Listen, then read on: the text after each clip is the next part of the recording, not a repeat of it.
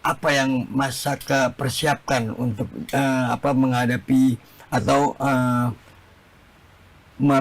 menghadapi sidang awal PK nanti? Yang penting Saka yang penting Saka tuh benar-benar emang jujur, tidak pernah melakukan apa yang dituduhkan. Terus Saka juga meyakini bahwa diri Saka ini tidak pernah melakukan apa yang dituduhkan. Sama yang 7 itu. Yang 7 terpidana yang masih dalam juga masih di dalam tidak pernah melakukan apa yang dituduhkan. Kalau bertemu sama keluarga yang masih di dalam sering ketemu. Apa kira-kira yang sering dibicarakan? Ya berbicara juga. Ya Saka juga kalau bertanya sama keluarga korban nangis. Oh iya. Iya. Jadi dijelasin tuh bahwasanya yang sebenarnya tuh Saka kan bercerita Saka nggak pernah melakukan, terus juga anaknya tidak pernah melakukan, nangis. Harapan Saka sih nggak ribet-ribet amat, Pak. Yang penting nama Saka dipulihkan lagi seperti dulu lagi, sama yang 7 yang di dalam tuh keluar semua. Saka tuh nggak minta apa-apa. Cuma minta itu aja. Minta itu aja ya? Karena merasa tidak. Jadi gimana ya, kalau Saka sih nggak minta yang aneh-aneh, jadi Saka mintanya yang simpel-simpel aja, yang aneh-aneh itu belum tentu dikabulkan. Ya kepengen Saka mah jangan ada lagi korban-korban yang berikutnya, apalagi yang mengalami seperti Saka. Saka tidak tahu menahu permasalahannya, harus menanggung beban apa yang bukan Saka lakukan.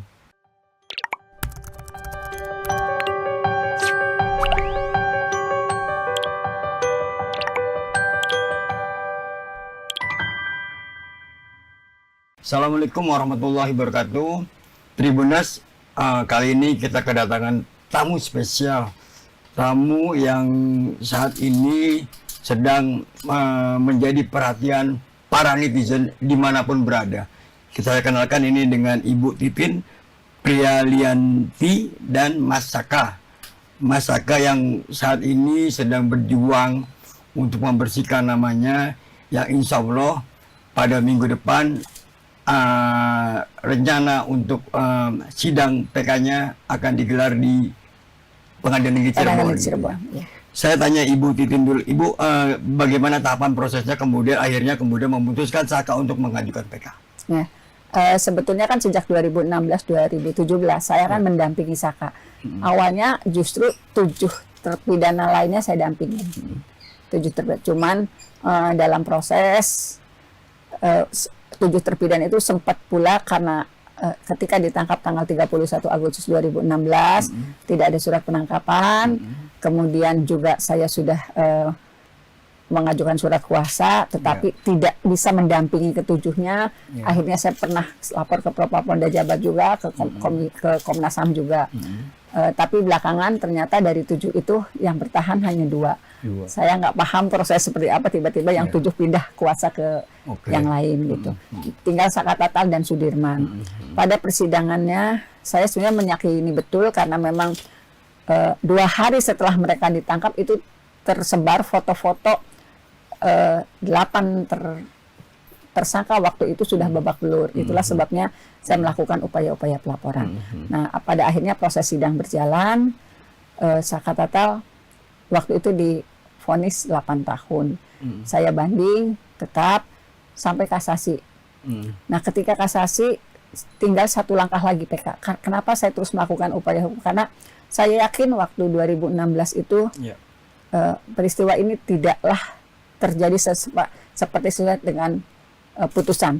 Karena dari bukti-bukti di persidangan, dari keterangan-keterangan saksi, dari hasil visum yang sudah pasti, visum itu hasil otopsi itu kematian korban akibat retakan tulang tengkorak belakang. Tetapi dari BAP, terutama BAP pelapor, itu sudah disebutkan ditusuk gitu. Kemudian juga ada pemerkosaan. Akhirnya karena saya merasa itu rekayasa, itu sudah saya serukan kok dari 2016. Hanya sampai ke media lokal. Ketika putusan juga saya tahu ini rekayasa. Gitu. Tetapi memang tidak luar biasa karena waktu itu yang dihembuskan itu isu kekejaman geng motornya. Pada saat sidang juga saya terus didemo, bahkan tidak saja pada ke-8 terdakwa waktu itu juga saya sebagai kuasa hukumnya sama di demo. dan yang memimpin demo itu anggota DPRD Kota Cirebon. Jadi luar biasa sekali tekanan kami saat di 2016. Berarti ketika itu ibu mendapatkan intervensinya selain demo apalagi itu Bu? Itu kan sidang untuk Sakatata memang waktu itu usianya 15 tahun tertutup. Tertutup. Sidang dewasa pun tertutup. Jadi apa yang sebetulnya terjadi di persidangan itu tidak pernah diketahui oleh orang secara umum. Wartawan juga tidak bisa meliput. Memang sebenarnya kan gini, waktu itu juga sudah ada larangan untuk meliput pengacaranya aja. Wawancara dengan pengacaranya aja nggak boleh. Kecuali silahkan di blow up ininya. Yang penting kekejaman geng motor yang harus karena kan 8 terpidana terdakwa waktu itu dianggap geng motor. Gitu. Jadi memang kondisinya waktu sangat sulit. Yang jangankan kita yang tidak itu gitu, orang yang tidak masuk dalam institusi sekarang gini, dari BAP pelapor ditusuk, kemudian dakwaan kematiannya karena luka tusuk di perut, sementara hasil otopsinya retakan tulang belakang. Yang kita aneh kok jaksa bisa P21, sehingga sampailah ke persidangan gitu. Di persidangan sebetulnya sudah disampaikan, di situ terbukti sekali pada saat baju korban kan sebetulnya diperlihatkan pakaian yang warnanya, bahkan dokter waktu itu menjelaskan dengan rinci merek yang digunakan. Dan berulang kali saya tanya, apakah betul itu pakaian korban yang dikenakan? Betul gitu. Tetapi pakaian korban yang sebetulnya sempat dikuburkan bersama jenazah itu tidak ada sobekan di dada maupun di perut. Padahal kan dalam dakwaan jelas sekali sobekannya ada di tusukan di dada dan di perut. Ternyata tidak ada. Kemudian juga pada saat persidangan saksi yang dihadirkan itu anggota kepolisian yang pertama kali melakukan olah TKP. Di situ dijelaskan ada 20 sampai 30 cm bekas gesekan motor yang sama di median jalan. Kemudian ada daging yang tertinggal di baut penampang tiang PJU. Kemudian juga daging itu diduga dari salah satu korban karena waktu itu kaki salah seorang korban kan terluka dalam. Gitu. Sebetulnya hal itu sudah, tapi sayangnya majelis hakim juga mengabaikan keterangan dari anggota kepolisian yang pertama kali menemukan korban gitu dan mengevakuasi. Nah, pada akhirnya skala film viral apa yang terjadi di persidangan yang tidak didengar oleh majelis hakim, tiba-tiba saya dapat novum itu. Ada orang yang menyerahkan visual daging yang menempel di tiang PJU, baut tiang PJU. Kalau boleh tahu siapa tuh Bu? Saya nggak bisa cerita lah orangnya. Ibu mengatakan mungkin Ibu bisa memberikan sekilas informasi terhadap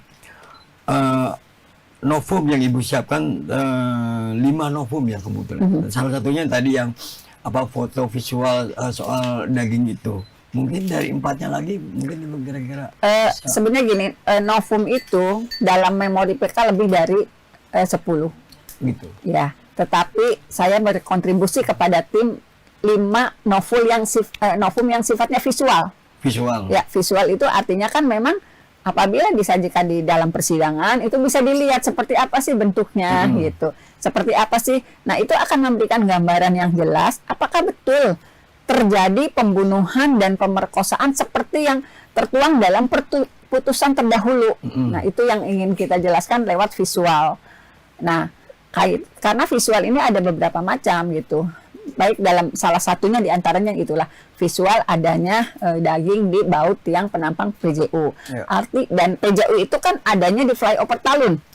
Artinya ketika ada daging yang tertinggal di tiang, berarti korban dan darah korban kan adanya di situ. Seperti yang disampaikan oleh anggota kepolisian, darah itu hanya ada di bagian tubuh bawah korban dan ada di tubuh korban laki-laki di flyover Talun.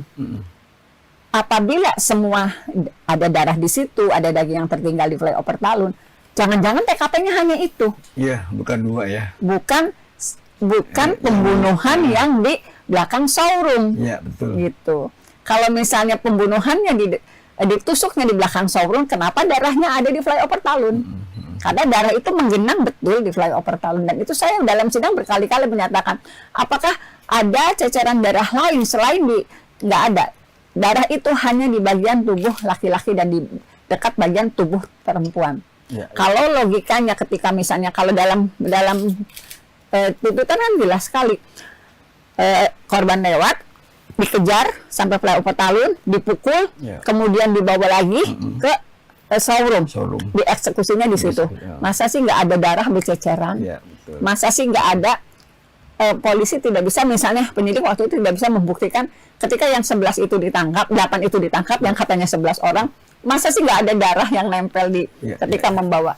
Saya nanya nih Bu, itu kan ada seorang polisi yang kemudian mengungkap di persidangan, cuman itu tidak menjadi pertimbangan hakim ketika dia menyatakan menemukan potongan daging itu.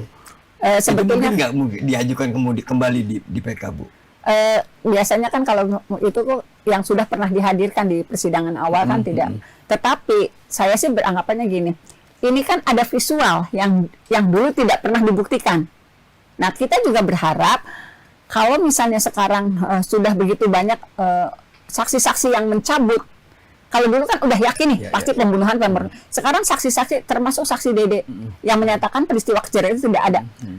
Justru kami berharap kepolisian mengizinkan anggota yang dulu melakukan olah TKP untuk kembali hadir di persidangan. Itu targetnya sebetulnya seperti itu, supaya terang benderang kalau memang ini pengen dibuktikan, kan nanti pasti masalahnya ketika kita memohonkan anggota kepolisian yang dulu pernah memberikan keterangan di sidang pada saat persidangan terdahulu di 2016 minta dihadirkan kembali, kan persoalannya khawatirnya tidak mendapat izin karena masih anggota aktif. Mungkin saya juga dari yang 4 orang itu apakah masih aktif, saya juga belum ngelihat ininya sih. Selama ini nggak pernah berkomunikasi? Nggak pernah kan, nggak mungkin juga gitu berkomunikasi dengan siapa tahu dekat rumah atau gimana.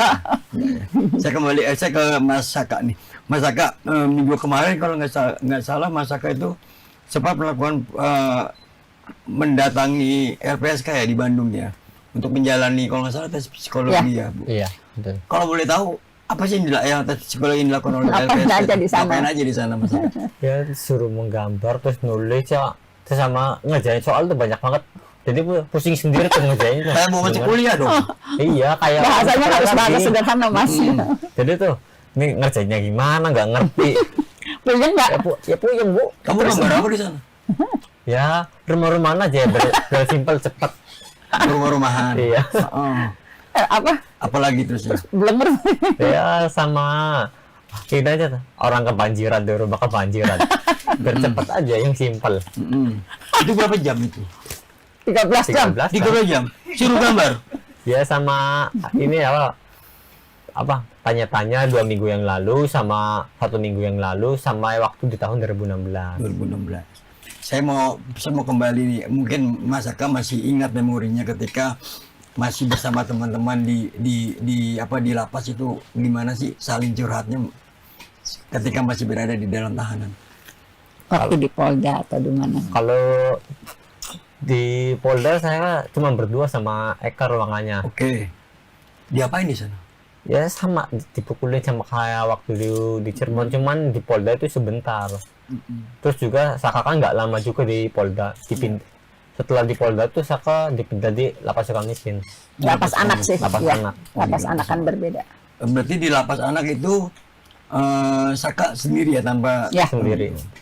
ketika Mas Saka bebas kan kalau nggak salah di tahun 2016 ya. 2020. 2020, April 2020 Iya. Mas Saka bebas. Pernah nggak Mas Saka menjenguk kawan-kawannya? Belum sama Saka belum. Belum pernah. sama sekali. Atau bertemu dengan keluarganya? Kalau bertemu sama keluarga yang masih di dalam sering ketemu. Sering ketemu. Apa kira-kira yang sering dibicarakan?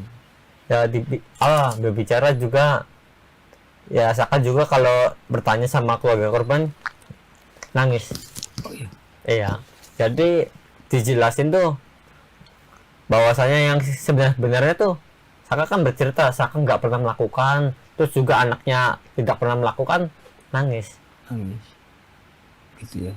Sampai sekarang Mas Saka kalau ketemu sama keluarga kawan-kawannya Mas Saka juga pasti akan sedih gitu ya. Iya. Gitu. Sekarang proses ini akan berjalan. Mas Saka sedang mencari keadilan.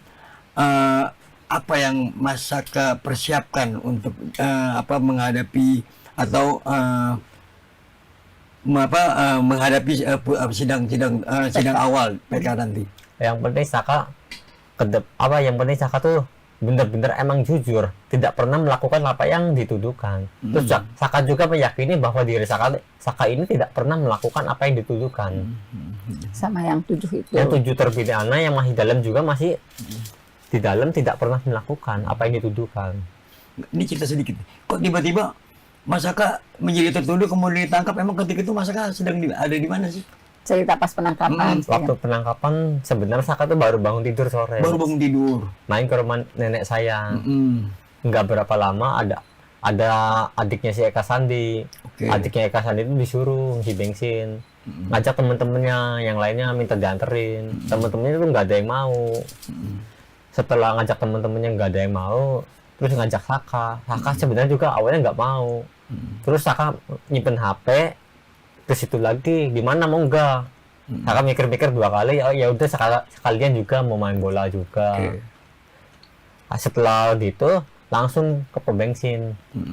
Setelah ngisi bensin, motornya minta dianterin ke Eka Sandi. Yang punya motornya. Pas mau dianterin di depan SMP 11, Saka baru nyampe situ, Eka Sandi sama temen-temennya tuh lagi ditangkapin sama polisi. Sudah ditangkap. Iya. Jadi dia bawa motor nyamperin polisi. Ke situ di SMP 11 tuh nyamperin Eka Sandi. Karena ada tujuan mau ngasih motor. Pak. Jadi pas baru nyampe, keadaan motor masih jalan, langsung disikat dari belakang. Langsung dibawa masuk mobil. Nggak ada ngomong apapun, penjelasan apapun nggak ada. Dari situ Saka tidak sempat untuk pulang ke rumah lagi. Enggak. Langsung nggak pulang-pulang. Langsung nggak pulang-pulang sampai 3 tahun 8 bulan. Bu Titin, ini kalau boleh bertanya, ini rencana PK itu memang sudah dipikirkan matang sebelumnya atau pasca pra peradilan dilakukan oleh Peggy? Jadi kalau sebetulnya rencana PK itu kan viral. Oke. Nah viral kemudian tiba-tiba ada gitu teman-teman media di Cirebon, Mbak Titin itu film kayaknya nggak bener deh, masa sih ceritanya begitu gitu. Mbak Titin kan yang ngerti, ngaco, saya bilang dulu kemana aja, sekarang saya didorong-dorong suruh menghantar film itu, saya bilang enggak lah, saya bilang. Nah, tiba-tiba memang ada podcast yang bertelepon ke saya, Mbak Titin gini, tahu dari mana? Semua wartawan bilang sebetulnya yang tahu masalahnya itu Mbak Titin, yang ada di dalam, bahasa mereka gitu. Terus saya suruh nonton film apa gitu. Saya sih ngertinya fakta sidang, diundanglah saya di podcast itu. Tiba-tiba ramai kan, wah kok jadi ramai gitu, saya juga nggak ngerti. Nah ketika viral, itu kan DPO dihembuskan kembali. DPO. Saya sebenarnya di tanggal 19 Mei 2024, ketika aduh kata saya itu kok jadi ribut soal DPO, karena apa? Saya tuh meyakini betul nggak ada masalah DPO gitu. Karena gini, misalnya ditangkapnya 8 orang ini awalnya kan kecelakaan. Tiba-tiba pelapor yang merupakan orang tua korban meyakini naluri saya sebagai, itu kan yang terungkap di persidangan, naluri saya sebagai seorang polisi ini bukan kecelakaan. Saya waktu itu nanya, kok Bapak punya asumsi bukan kecelakaan tetapi pembunuhan, karena 1 bulan sebelumnya anak saya pernah berkonflik. Nah, tapi saya nggak ngejar waktu itu. Nah, karena merasa itu bukan kecelakaan, dia menerusi jalan itu. Saksi di persidangan mengatakan begitu. 500 meter ke kanan, 500 meter ketemulah dengan SMP 11. Di situ ketemu Dede sama Aep. Memperlihatkanlah motor anak saya gitu. Ini pernah nggak ketemu ini? Oh iya. Ada nggak kejar-kejaran? Oh ada. Kalau dalam fakta persidangan kan seperti itu. Ya udah kalau ada nanti kabari. Kemudian 2 jam setelah melakukan penerusan itu di tanggal 31 Agustus 2016, Aep nelfon, Pak orangnya sudah ngumpul, ditangkaplah Saka, yaitu ketika sedang mengantarkan tanpa surat penangkapan. Karena itu terkonfirmasi di persidangan apakah penangkapan itu dengan surat penangkapan, tidak, hanya komunikasi lisan itu disampaikan. Jadi dengan berdasarkan itulah saya menyatakan ini rekayasa sejak awal. Nah, karena prosesnya seperti itu, pada akhirnya film ini kembali, saya jelaskan seperti ini gitu. Nah, tiba-tiba saat udah ramai, datanglah orang yang mengantarkan Visual itu Iya. untuk menguatkan. Iya, kebetulan sekali pas masalah DPO saya juga berkomunikasi dengan orang, aduh ngeri nih masalah DPO. Jangan-jangan ini asal tangkap lagi. Ya. Itu saya ingat betul WA saya kepada seseorang itu tanggal 19 Mei 2024. 3 hari kemudian Peggy ditangkap. Saya, waduh Pak, ini ngeri saya. Ya. Tapi alhamdulillah rapidnya Peggy bebas. Apalagi 2 DPO diangkat. Ya, ya, ya. Fiksi- Fiktif dari dulu, saya bilang dari dulu juga mau fiktif. Kalau saya sih kan mengawal prosesnya dari awal, jadi paham betul ini kenapa sih namanya pelapor kok sudah menjelaskan siapa tersangkanya 8 orang, siapa DPO-nya. Sementara si tersangka yang akhirnya saksi yang akhirnya jadi tersangka itu belum di BAP, tapi dia udah tahu rangkaian peristiwanya gitu. Kalau ibu kan dari awal nih mengikuti kasus ini, kemudian ibu melihat film tuh, gimana tuh Bu perasaan? Saya nggak lihat film, Pernah melihat film? nggak pernah, sama sekali nggak pernah. Memang tidak saya mau. nggak mau, karena kan belum apa-apa udah. Ini nggak, wah saya nggak mau gitu, saya nggak mau lihat filmnya. Saya nggak pernah kayak apa bentuknya nggak. Sama gitu ya. Ya, saya nggak pernah lihat filmnya. Kalau Mas Saka pernah lihat filmnya? Nggak pernah, sama sekali nggak pernah ngeliat. Saya lihat ininya aja nggak mau gitu, nggak. Gitu. Kemudian Saka pernah setelah Peggy dinyatakan bebas itu pernah bertemu Sekali ya. Sama siapa? sama Peggy. Peggy. Ya Pernah pernah sekali berkomunikasi. pertama di Jakarta, baru pertama Ada kali. acara Ada di TV. Awalnya tuh nggak tahu kalau ada kayak gitu. Tapi memang sebelumnya nggak pernah kenal. Enggak. Ketemu juga nggak pernah. Oh gitu. Jadi kan yang 8 terpidana sekarang, 7 terpidana yang masih ini kan, itu 7 ditangkap Mas. Yang rombongan Saka itu Ya, kan. ya. Nah 1 itu namanya Rivaldi, itu sebetulnya sudah ada di dalam, sudah ditahan sejak tanggal 30. Karena dia bawa sajam. Tetapi dijadiin satu tuntutan seolah-olah saling mengenal. Padahal Rivaldi nggak kenal yang 7 juga nggak kenal Rivaldi. Gitu. Jadi kalau rekayasa itu terlalu sembrono tuh. Tapi memang itu herannya tuh diamini oleh kejaksaan maupun pengadilan gitu. Ya, Nggak ya, ngerti, makanya aduh Masya Allah luar biasa. Oke, harapannya Ibu Titin nih, ketika proses ini berjalan, kemudian kita tidak bisa mendahului apakah nanti kemudian tahapan berikutnya, apakah ini juga akan berimbas kepada teman-teman Saka yang masih sekarang ditahan? Ya sebenarnya PK Saka Tatal insya Allah dikabulkan karena saya yakin sekali sekarang perhatian sudah begitu luar biasa. Masyarakat juga sudah menyadari sebetulnya ada apa sih yang terjadi di 2016 yang menginginkan 8 terpidana mengalami hal yang seharusnya tidak diterima oleh mereka.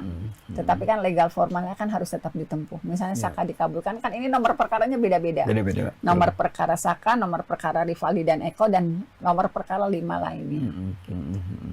Harapannya Saka gimana? Ya, kalau harapan Saka sih nggak ribet-ribet amat, Pak. Yang penting nama Saka dipulihkan lagi seperti dulu lagi, sama yang 7 yang di dalam tuh keluar semua. Saka tuh nggak minta apa-apa, cuma minta itu aja. Minta itu aja ya. Karena merasa tidak. Jadi gimana ya, kalau Saka sih nggak minta yang aneh-aneh, jadi Saka mintanya yang simpel-simpel aja, yang aneh-aneh tuh belum tentu dikabulkan. Ada dendam nggak sih Saka? Ya kalau ditanya ada dendam atau enggak, ya pasti ya kalau yang suruh mengingat-ingatkan, Saka ada. Marah. Sedih ya? Ya bukan sedih lagi, sudah tidak melakukan, suruh mengakui, disiksa lagi. Untuk agar tidak mengingat-ingat itu lagi, apa biasanya yang Saka lakukan? Ya main aja, jadi disupport sama kakak. Yang penting tuh jangan nonton yang aneh-aneh. Kalau main HP, game aja. Jadi kalau Saka kan sehari-harinya kalau lagi ada di rumah nggak kerja, Saka tuh mainan game. Main game. Iya. Tribuners ini Saka ini katanya hobi main layangan. Kalau kata kakaknya, layangannya jago nih, suka menang katanya. Gitu Iya, ya Saka ya? iya. Memang dari kecil ya? Dari kecil. Main bola juga? Dulu suka main bola, cuman semenjak ditangkap polisi udah nggak aktif main bola lagi. Kenapa? Emang ada cacatnya apa? Ya bukan ada cacatnya, capek, nggak ada hasilnya, Capek? buang-buang tenaga. Buang tenaga ya? Apa masih mending kerja cari uang daripada capek-capek main bola. Oh gitu, nyari uang ya? Iya. suka bantu kakak. Jadi semenjak keluar dari penjara tahun 2020, Saka tuh emang jarang ada di Cirebon. Jadi sudah kerja lagi. Oh gitu. Tapi harus dibawa keluarganya. Tapi diajak ke sama keluarga, saudara. Nggak bisa kerja sendiri dia. Pernah merasa khawatir nggak sih kalau misalnya sedang kemana gitu, merasa kayaknya ada yang ngikutin atau gimana gitu? Enggak. Sama sekali enggak. Enggak ya. Yang penting kondisi Saka tuh bener, terus enggak ada masalah sama siapapun. Saka tuh enda-enda aja. Yang penting kan Saka kan kondisinya emang jalannya bener lurus. Ya. Jadi ada orang yang nggak suka sama Saka juga sama bodo amat. Emang Sakanya salah apa? Ya betul.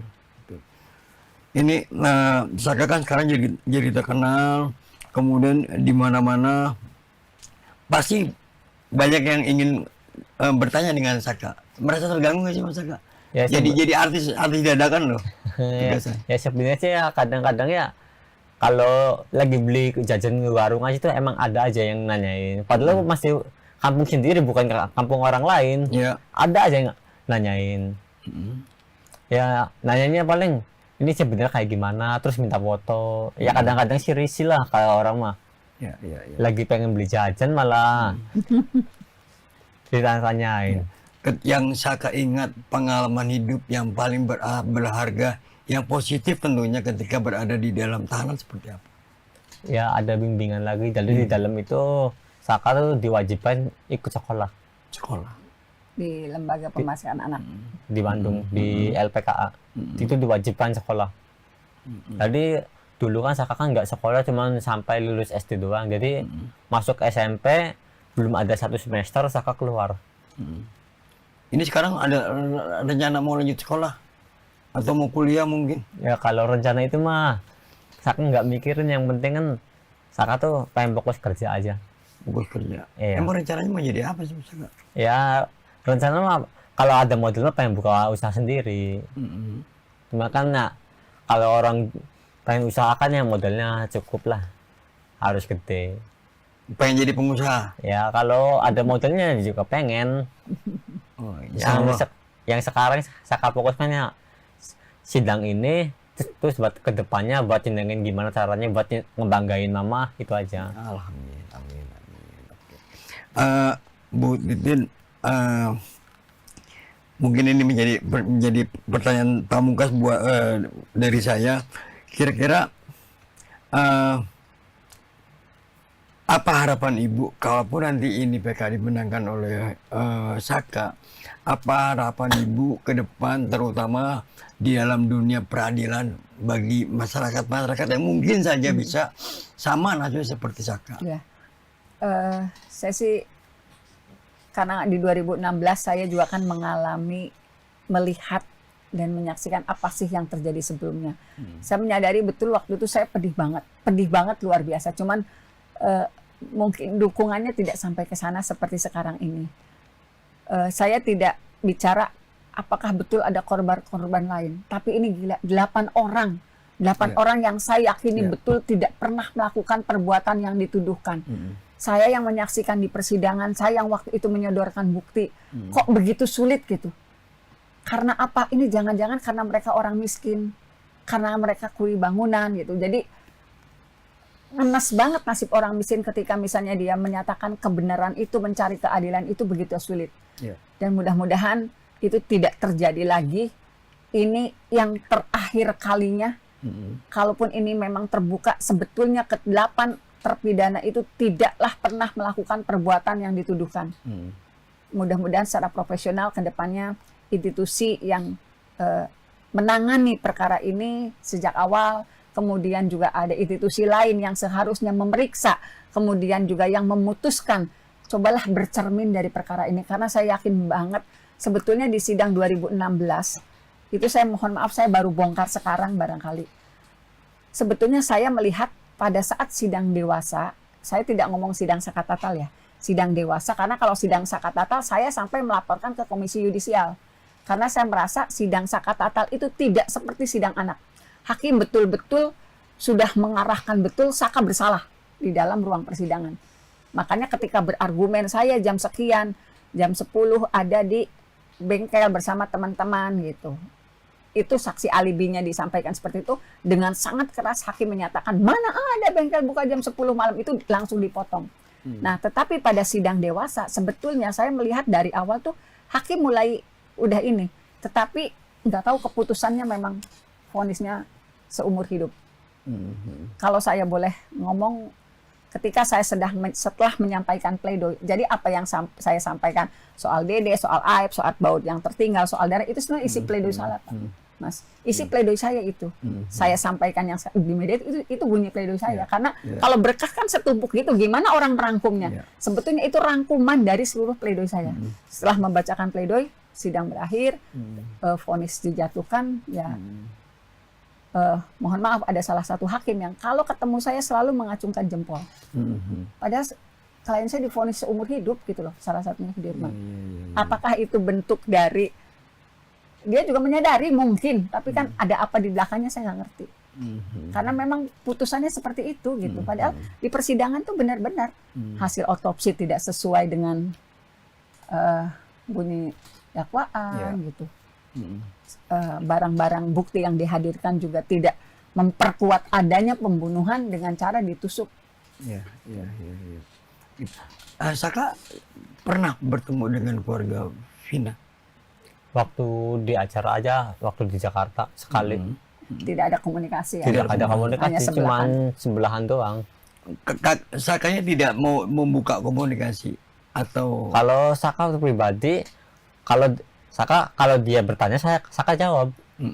Kalau dia nggak bertanya, ngapain Saka jawab? Nggak ada kepentingan juga. Kan nggak ada merasa nggak ada hubungannya kan. Iya. Yang merasa ada tidak. satu saksi kalau nggak salah beberapa hari lalu tetap memastikan menyatakan kesaksian itu benar. Kesaksian maksudnya Ya soal rajinnya. ya Ya silakan aja lah, sekarang sih kan masyarakat juga sudah bisa menilai dengan bukti-bukti yang ini. Kemudian juga beberapa yang dulu menjadikan saksi juga kan akhirnya mencabut. Bukan mencabut karena kan belum bersidang lagi, tetapi menyatakan kebenarannya sebetulnya dulu itu kita diarahkan. Kemudian Dika Akbar yang waktu itu sangat memberatkan para terpidana dengan menyatakan menyaksikan juga sudah mencabut. Gitu. Oke, dari Saka pernyataan terakhir buat para Tribuners, apa yang ingin disampaikan agar kasus Saka tidak terulang lagi di kemudian hari? Ya, kepengen Saka mah jangan ada lagi korban-korban yang berikutnya, apalagi yang mengalami seperti Saka. Saka tidak tahu menahu permasalahannya, harus menanggung beban apa yang bukan Saka lakukan. Kepengen Saka itu aja. Ya. Jadi terima kasih banget dukungannya yang telah mendukung Saka dan kawan-kawan Saka yang masih ada di dalam. Terima kasih supportnya. Ya. Semoga yang di dalam bisa keluar. Ketulisan Saka yang yakin dan bisa membuktikan secara hukum dia akan memperbaiki nama baiknya dan kegigihan Ibu Titin agar kasus ini bisa terungkap seadil-adilnya untuk kepastian hukum. Bagi kita juga bangsa Indonesia jangan takut untuk mengungkap sebuah kebenaran. Tribuners, kita doakan yang terbaik buat Ibu Titin dan Mas Saka agar kasus ini bisa terang-menerang terbongkar. Ya. Sekali lagi Amin. terima kasih. Assalamualaikum Mohon doa warahmatullahi dan dukungannya. wabarakatuh. Amin. Download Tribun X sekarang. Menghadirkan lokal menjadi Indonesia.